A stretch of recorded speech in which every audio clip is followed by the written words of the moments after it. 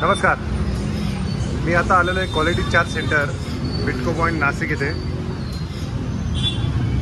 प्रसिद्ध अशी पाणीपुरी टेस्ट करायला। अप्रतिम पाणीपुरी आहे। हे बघू शकतो त्याचं रॉ मटेरियल। हे आहे पाणी तिखट, बाजूला गोड पाणी, दही आणि हा त्यांच्या पुरीचा सेटअप।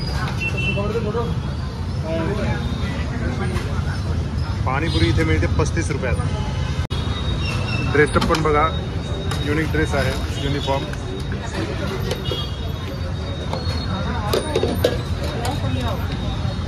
किती प्लेट एका प्लेटमध्ये किती येतात?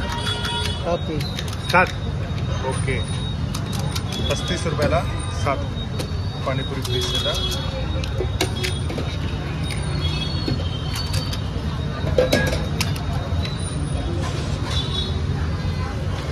टाइम 2 प्लेट बनता है, एकच आहे।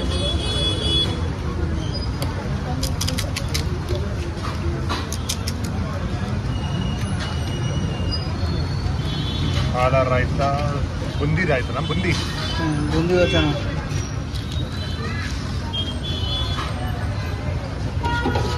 त्याच्यासोबत आलं गोड पाणी।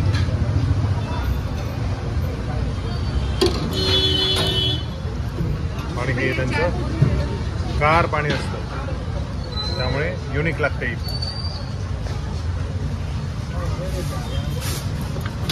त्यासोबत शेव